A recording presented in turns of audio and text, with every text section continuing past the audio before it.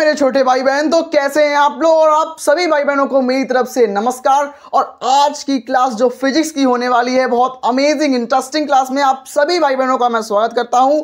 मेरा नाम दीपांशु राजपूत और मैंने यूपी बोर्ड क्लास 12 में फिजिक्स में 94 मार्क्स स्कोर किया है और पूरे डिस्ट्रिक्ट में 4th रैंक गेन की है। आप सभी भाई बहनों के इस प्यारे सारे कमेंट्स के थ्रू आज मैं बताने वाला हूं। आप लोगों ने बोला था कि भैया मुझे फिजिक्स का एक ऐसी स्ट्रेटजी बताओ जिसमें महत्वपूर्ण परिभाषाएं भी हों, जिसमें महत्वपूर्ण नियम भी हों, जिसमें महत्वपूर्ण सैद्धांतिक प्रश्न भी हों और जिसमें महत्वपूर्ण निगमन भी हों। तो आज चारों चीजों का मैं एक महासंग्राम लेके आया हूं। आज मैं केवल वही चीजें बताऊंगा जो 2026 में बिल्कुल छप चुकी हैं, जो 2026 में प्रश्न बनाएंगी और जिनको पढ़ के आप 70 में 70 लिटरली आप रियली में बिल्कुल 70 में 70 नंबर स्कोर कर सकते हो अगर आप इस पूरी क्लास को देखते हो। और मेरी बस रिक्वेस्ट आपसे यही रहेगी कि क्लास को शेयर करना है अपने दोस्तों में और एक प्यारा सा कमेंट करना है और एक लाइक करना है। बस मुझे इतना ही चाहिए आपसे। अब बात करता हूं मैं महत्वपूर्ण परिभाषाओं के बारे में, उसके बाद नियम पे, बहुत पूरे फिजिक्स की बात करूंगा। कंप्लीट फिजिक्स की परिभाषाएं, कंप्लीट फिजिक्स के नियम, डेरिवेशन, सब कुछ डिस्कस करूंगा आज की इस बेहतरीन क्लास में। तो एक लाइक जरूर कर देना, मैं चाहता हूं आप सभी प्यारे भाई बहन एक लाइक कर देना। अब बात करते हैं सबसे पहले परिभाषाओं पर। तो हमारी पहले नंबर की जो परिभाषा होगी वो होगी कूलाम के नियम पर। और नियम पता होना चाहिए कि कूलाम का नियम क्या होता है, कूलाम के नियम का गणितीय सूत्र यानी फॉर्मूला क्या होता है। और हाँ, कूलाम के नियम पर आधारित न्यूमेरिकल भी आता है कभी कभी। तो हमारे बोर्ड एग्जामिनेशन में कूलाम के नियम पर न्यूमेरिकल भी आता है, तो हमें कूलाम का नियम अच्छे से कर लेना है। उसके बाद हमारे पास दूसरा नंबर जो टॉपिक है जहां से महत्वपूर्ण परिभाषा बनती है, और मैं वादा करता हूं इस चीज का कि कक्षा 12वीं में यानी कि क्लास 12 फिजिक्स में एक भी सिंगल क्वेश्चन अगर आएगा तो यहीं से आएगा। मैं डेफिनेशन बताऊंगा, मैं महत्वपूर्ण नियम बताऊंगा, मैं महत्वपूर्ण डेरिवेशन बताऊंगा और वादा करूंगा कि 70 में 70 नंबर का पेपर फंसा के दिखाऊंगा। मैं वादा करता हूं। अगर आप टॉपर बनना चाहते हो, डिस्ट्रिक्ट टॉपर, स्टेट टॉपर बनना चाहते हो, तो मैं अपना अनुभव आपके साथ साझा करूंगा। उस अनुभव से आप लोग बिल्कुल टॉपर बनोगे, डिस्ट्रिक्ट टॉपर, स्टेट टॉपर बनोगे। हमारा थर्ड नंबर जो हमारी डेफिनेशन होगी वो होगी विद्युत द्विध्रुव आघूर्ण क्या होता है और इसका सूत्र भी आपको पता होना चाहिए। चौथा नंबर जो हमारा है वो है विद्युत विभव और विभवांतर। विद्युत विभव क्या होता है और विद्युत विभवांतर क्या होता है, इसका मात्रक क्या होता है, इसकी विमा क्या होती है, क्वेश्चन बनता है। तो इसमें विद्युत विभव और विभवांतर में मात्रक विमा भी आप लोग याद रखना। उसके बाद हमारा पांचवा नंबर जो हमारा जो टॉपिक होगा वो होगा विभव प्रवणता। विभव प्रवणता की कैसी राशि है, सदिश राशि है, अदिश राशि है, इसका मात्रक, इसकी परिभाषा, ये सब आपको पता होनी चाहिए, तो ये याद रखना। उसके बाद समविभव पृष्ठ। समविभव पृष्ठ क्या होता है उसके बारे में आपको पता होना चाहिए, उसकी परिभाषा आपको आनी चाहिए और इसके विशेष गुण भी आपको पता होने चाहिए। उसके बाद धारिता क्या होती है, किसी चालक की धारिता आपको पता होनी चाहिए, इसका सूत्र पता होना चाहिए, इसका मात्रक पता होना चाहिए, याद रखना। उसके बाद अनुगमन वेग क्या होता है, अनुगमन वेग के बारे में आपको पता होना चाहिए। उसके बाद धारा घनत्व। धारा घनत्व यानी कि करंट डेंसिटी, आपको इसकी भी डेफिनेशन तैयार होनी चाहिए और डेफिनेशन के आधार पर आपको सूत्र भी तैयार होना चाहिए, यानी कि फॉर्मूला भी आपको आना चाहिए। उसके बाद आपको प्रतिरोध और प्रतिरोधकता की परिभाषा आनी चाहिए और इनका मैथमेटिकल या गणितीय सूत्र यानी कि फॉर्मूला आपको आना चाहिए। उसके बाद हमारा 11वां नंबर जो टॉपिक होगा विद्युत ऊर्जा और शक्ति। आपको विद्युत ऊर्जा और शक्ति की परिभाषा, इनका सूत्र आपको पता होना चाहिए ताकि आप न्यूमेरिकल भी लगा पाओ, और अगर डेफिनेशन में आएगा तो यहां से इसकी डेफिनेशन भी आप तैयार कर लेना। उसके बाद हमारा 12वां नंबर जो टॉपिक होगा वो होगा सेल का विद्युत वाहक बल यानी कि electromotive force of cell. Cell का विद्युत वाहक बल आपको पता होना चाहिए और इसकी कुछ ना कुछ आपको निर्भरता भी पता होनी चाहिए, इसमें निर्भरता भी आती है, ठीक है। उसके बाद व्हीटस्टोन सेतु की परिभाषा आपको पता होनी चाहिए। उसके बाद चुंबकीय द्विध्रुव आघूर्ण यानी कि चुंबकीय द्विध्रुव आघूर्ण की परिभाषा आपको पता होनी चाहिए, ये भी इंपॉर्टेंट डेफिनेशन है हमारी। उसके बाद प्रतिचुंबकीय पदार्थ क्या होते हैं उसका उदाहरण भी आपको आना चाहिए। उसके बाद अनुचुंबकीय पदार्थ क्या होते हैं, उदाहरण सहित परिभाषा आनी चाहिए। उसके बाद लौह चुंबकीय पदार्थ क्या होते हैं, उदाहरण सहित परिभाषा आनी चाहिए। उसके बाद हमारे पास विद्युत चुंबकीय तरंगें क्या होती हैं, इसकी परिभाषा और विद्युत चुंबकीय तरंगों की विशेषता आपको आनी चाहिए, याद रखना।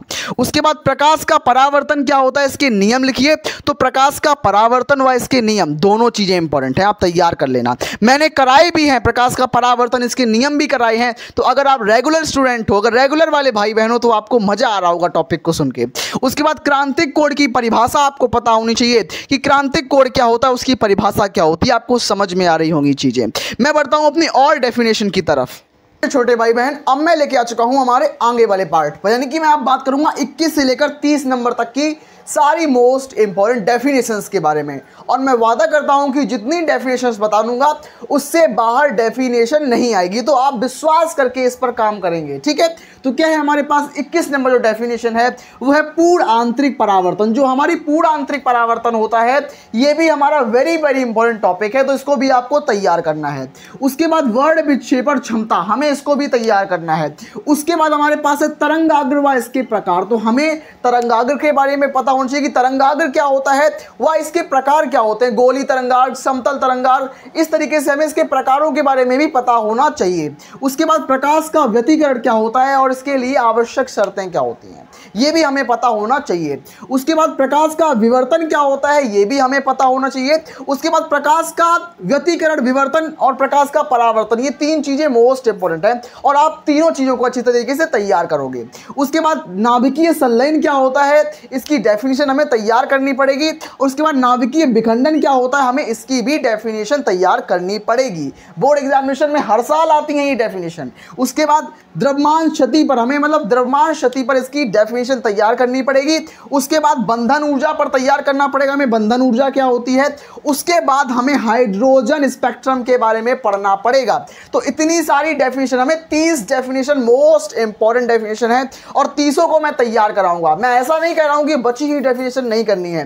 क्लास 12 में जितनी मोस्ट इंपॉर्टेंट डेफिनेशन है मैं सभी यहां बता दी हैं और बची हुई डेफिनेशन मैं खुद कराऊंगा। ऐसा नहीं कि मैं कराऊंगा नहीं, मैं खुद कराऊंगा सारी डेफिनेशंस, लेकिन इन पर मैं ज्यादा फोकस करूंगा। 100% फोकस मैं इन पर करूंगा क्योंकि यही जो होती हैं वो एग्जाम्स में आती हैं। हमारे पास बहुत लंबा समय नहीं बचा है, केवल 4 महीने बचे हैं। पढ़ो वही जो आपके एग्जाम में आए। अगर आपने अभी तक कुछ भी नहीं पढ़ा है ना, तो जब जागो तभी सवेरा। अगर आप आज जागे हो ना, इस क्लास के बाद अगर आपकी आंखें खुली हैं, तो आज से ही आपका सुबह और आज से ही आपका सूर्य उदय हुआ है। तो इस सूर्य उदय होने के समय मैं आपसे वादा करता हूं, अगर आप विश्वास करते हो तो आपको टॉपर बनाना मेरी जिम्मेदारी है। मैं लास्ट 3 मंथ्स में पूरा गेम चेंज कर दूंगा और आपको टॉपर बना के छोड़ूंगा। अब मैं बात करूंगा हमारे प्रमुख नियमों के बारे में। प्यारे भाई बहन, अब मैं डिस्कस करूंगा आप लोगों के साथ हमारे प्रमुख नियम। तो कक्षा 12वीं की संपूर्ण भौतिक विज्ञान में जो भी नियम इंपॉर्टेंट है मैं आज वही नियम डिस्कस करूंगा। तो सबसे पहले मेरे पास कूलाम का नियम होगा। मैं कूलाम का नियम आपको बता चुका हूं। कूलाम का नियम परिभाषा में भी आता है और कूलाम का नियम न्यूमेरिकल में भी यूज होता है, तो इसको अच्छे से तैयार कर लेना आप लोग, ठीक है। उसके बाद गॉस का नियम, गॉस की प्रमेय बोल दो या गॉस का नियम बोल दो, ये भी मोस्ट इंपॉर्टेंट है। और सॉल्यूशन कहां पर मिलेगा इन सभी का, तो सॉल्यूशन के लिए आपको डेली क्लास लेनी पड़ेगी। मैं डेली क्लासेस लेता हूं, वहां पर आपका सॉल्यूशन कराता हूं, वहां पर आपको इनकम्प्लीट सॉल्यूशन मिल जाएगा उसका, ठीक है। एक दिन में तो नहीं, लगभग 10 दिन के अंदर मैं छोटा छोटा पार्ट वाइज करा के सॉल्यूशन दे दूंगा। उसके बाद हम करेंगे किरचॉफ का नियम। किरचॉफ का नियम 5 नंबर का लॉ होता है और मोस्ट इंपॉर्टेंट नियम होता है। उसके बाद हमारा होता है ओम का नियम। ओम का नियम इतना इंपॉर्टेंट नहीं होता बोर्ड के रिगार्डिंग, ओम का नियम बहुत बार नहीं आता, तो ओम का नियम आप इसके भी कर सकते हो, लेकिन किरचॉफ का नियम मोस्ट इंपॉर्टेंट है। उसके बाद हमारा है बायो-सेवर्ट का नियम, ये भी मोस्ट इंपॉर्टेंट है, बायो-सेवर्ट का नियम, और 5 नंबर का क्वेश्चन बनाता है बायो-सेवर्ट का नियम। उसके बाद एम्पियर का परिपथीय नियम, ये भी मोस्ट इंपॉर्टेंट टॉपिक है हमारा, मोस्ट इंपॉर्टेंट नियम है और 5 नंबर में आता है। अति महत्वपूर्ण प्रश्न होता है हमारा फेराडे का नियम। फेराडे का नियम ऑल्सो मोस्ट इंपॉर्टेंट और 5 नंबर का क्वेश्चन बनता है यहाँ से। फेराडे के 2 नियम है, दोनों मोस्ट इंपॉर्टेंट है और बोर्ड एग्जामिनेशन में 100% की गारंटी है आते हैं। 5 नंबर देके जाते हैं भाई बहन। रिक्वेस्ट करता हूं, हाथ जोड़ के बोलता हूं कि इन प्रश्नों को कोई भी गलती से नहीं छोड़ेगा। ये आपकी भलाई के लिए बोल रहा हूं कि ये प्रश्न आते हैं और आएंगे, इस बार भी आएंगे। तो हमारे पास लास्ट है आइंस्टीन का प्रकाश विद्युत समीकरण। तो आइंस्टीन का नियम यानी कि आइंस्टीन का प्रकाश विद्युत समीकरण, ये भी मोस्ट इंपॉर्टेंट है और इन सभी को आपको तैयार करना है। बहुत जल्द से जल्द मैं आपको तैयार कराऊंगा, क्लासेस के अंदर तैयार कराऊंगा। तो अब मैं बात करूंगा हमारे महत्वपूर्ण निगमन के बारे में, यानी कि मोस्ट इंपॉर्टेंट डेरिवेशन के बारे में। अरे भाई बहन, तो अब मैं डिस्कस करूंगा आप लोगों के साथ महत्वपूर्ण निगमन, मतलब हम बात करेंगे महत्वपूर्ण डेरिवेशन, मतलब क्लास 12 के लिए जो भी मोस्ट इंपॉर्टेंट डेरिवेशन होने वाली हैं, उन सारी डेरिवेशन को आज मैं डिस्कस करूंगा और आपसे वादा करूंगा कि आपको इन डेरिवेशन को बिल्कुल ट्रिक के माध्यम से सिखा दूंगा। तो आपको क्लास को डेली अटेंड करना है और मजे से मैं आपको सिखाऊंगा। वन शॉट क्लास में आपको डेरिवेशन सिखाऊंगा। इसमें हमारे पास पहली डेरिवेशन होगी कि विद्युत द्विध्रुव की अक्षीय स्थिति में विद्युत क्षेत्र की तीव्रता। ये हमारी 5 नंबर की मोस्ट इंपॉर्टेंट डेरिवेशन है और इसको तैयार करना है। और उसके साथ ही हमारे पास है विद्युत द्विध्रुव की निरक्षीय स्थिति में विद्युत क्षेत्र की तीव्रता। तो एक होती है मेरे पास अच्छी स्थिति में, दूसरी मेरे पास होती है निरक्षीय स्थिति में। तो दोनों स्थितियों में आपको डेरिवेशन तैयार कर लेनी है, किसी भी हालत में तैयार करनी है और मैं आपको बिल्कुल ट्रिक के माध्यम से सिखा दूंगा, मैं वादा करता हूं। उसके बाद समांतर प्लेट संधारित्र की धारिता का व्यंजक 2026 में बिल्कुल छप चुका है।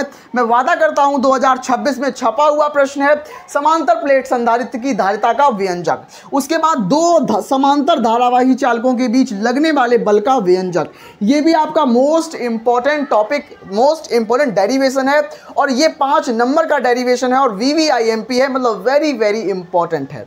उसके बाद हमारा है विद्युत द्विध्रुव की अक्षीय स्थिति और निरक्षीय स्थिति में विद्युत विभव की गणना करना। तो अच्छी स्थिति में विभव और निरक्षीय स्थिति में विभव, दोनों में आपको विभव ज्ञात करना होगा। ये 5-5 नंबर की डेरिवेशन होती हैं, दोनों में से कोई एक ना एक आती है। और हमारे एग्जाम्स में 7 सेट बनते हैं यूपी बोर्ड एग्जाम में, तो 7 सेटों में किसी ना किसी सेट में तो ये टपक ही पड़ती हैं। तो आपको तैयारी बहुत अच्छी करनी है इसीलिए।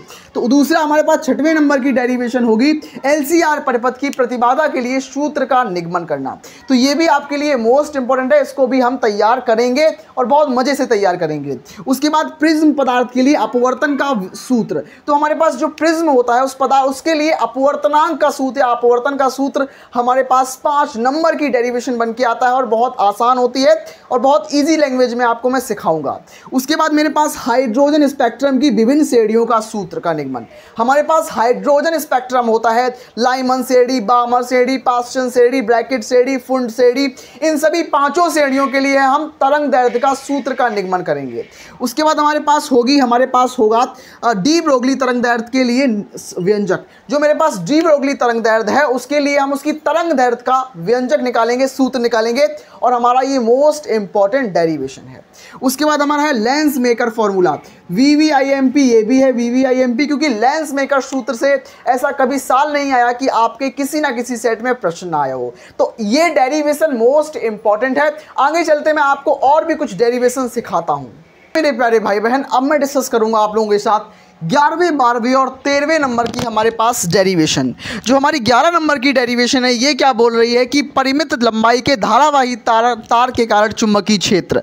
तो ये हमारी जो होती है वो 5 नंबर की डेरिवेशन होती है और एक भी सिंगल टॉपिक को आपको स्किप नहीं करना। अगर आप स्किप करते हैं तो ये आपकी जिम्मेदारी होगी, क्योंकि सभी टॉपिक वही हैं, छांट कर लाए गए टॉपिक हैं जो बोर्ड 2026 में छपने वाले हैं।